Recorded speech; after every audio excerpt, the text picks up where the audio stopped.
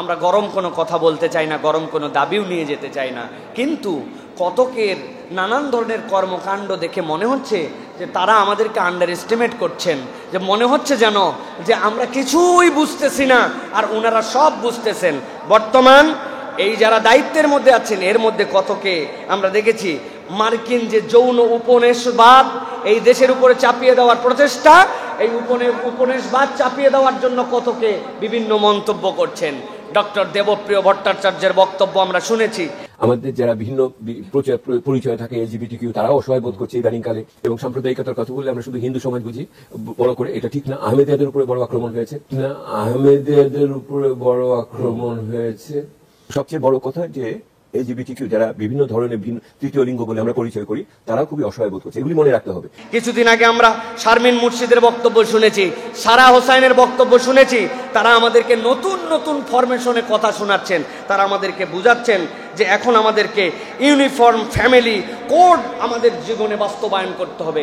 সাধারণ মানুষ বুঝতেছে না ইউনিফর্ম ফ্যামিলি কোড মানে কি। তারা এর দ্বারা বুঝাতে চান যে যত ধরনের বাংলাদেশের সংস্কৃতির যত ধরনের মানুষ আছে সকলের মধ্যে একটা সেম ধরনের আইন কানুন লাগবে। আরো যদি খোলাসা করে বলি, মুসলিম পারিবারিক আইন, মুসলিম উত্তরাধিকার আইন, মুসলিম মিরাসের আইন, এইগুলার আর দরকার নাই, সকলের জন্য এক ধরনের আইন দরকার। এই সকল ভাষার ব্যবহার আমরা বুঝতে পারি। এই ভাষার ব্যবহারের দ্বারা নিরেট তাদের মনের মধ্যে যে ইসলামের প্রতি বিরক্তি ওইটার প্রকাশ করেন। আমাদের চুপ থাকাকে দুর্বলতা মনে করবেন না। আপনারা যদি বেশি বাড়াবাড়ি করেন তাহলে আমাদের জবান এবং আমাদের কার্যক্রম এমন হবে, আপনাদেরকে তখন উচিত শিক্ষা দেওয়ার জন্য আমরা রেডি হয়ে আছি।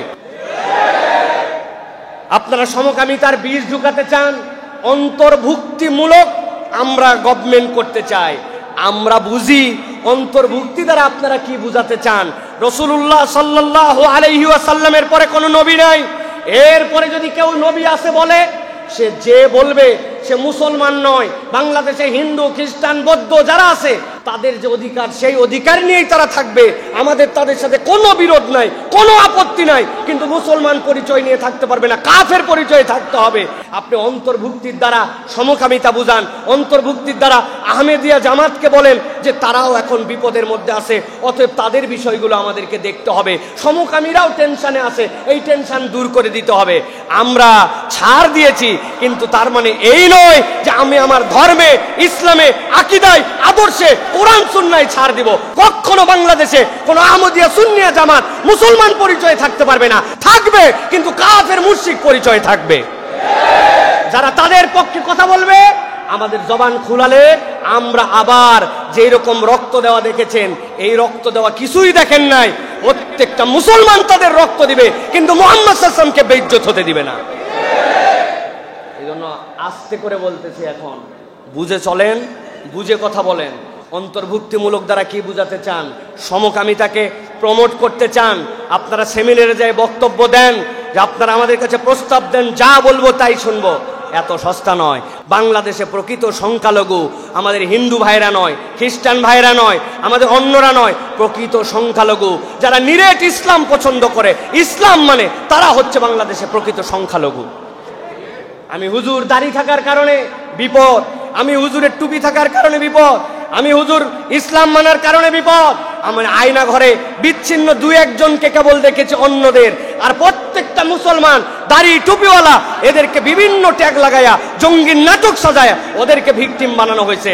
অতএব এই দেশের পিছনে আমাদের যে অবদান, আমরা স্টেক হোল্ডার, এটা মেনে আপনারা সিদ্ধান্ত নিয়েন। আমরা উড়ে এসে এখানে বসি নাই। সাবধান করে দিলাম আপনাদেরকে। অনেক কথাবার্তা আমরা শুনতেছি, যেগুলোর দ্বারা আপনারা কি প্রমোট করতে চাচ্ছেন এ বিষয়ে আমরা সচেতন আছি। দেশকে স্টেবল করেন, যে দায়িত্ব নিয়ে আসছেন ওই দায়িত্বের মধ্যে থাকার চেষ্টা করেন। আউল ফাউল চিন্তা ভাবনা করে অন্য দেশের এজেন্ডা বাস্তবায়ন করার জন্য চিন্তা করেন না। এজেন্ডা বাস্তবায়ন যারা করার চেষ্টা করেছিল তাদের দেশে তারা পালায় চলে গেছে। আপনারাও কিন্তু সেই দেশে পালাবেন যাদের এজেন্ডা বাস্তবায়ন করবেন। এই দেশ দেশের জায়গায় থাকবে, আমরাও ইনশাআল্লাহ এই দেশের মধ্যে থাকবো ইনশাআল্লাহ। এই আদর্শ বাংলাদেশে নাপাক কোনো কিছু ঢুকায়েন না। প্রত্যেক সম্প্রদায়ের ধর্মীয় অনুভূতি আছে, ওই ধর্মীয় অনুভূতির বিবেচনা অনুযায়ী মানতে হবে। আর এইটা বিশ্বাস করে চলতে হবে, এখানে 90% মানুষ মুসলমান এবং ইসলামকে পছন্দ করে। অতএব 90%-এর উপরে আপনি 1-2%-এর এজেন্ডা চাপায় দিবেন। আমরা চুপ করে থাকলেও আমাদের এই চুপ করে থাকাকে দুর্বলতা যেন ভেবেন না।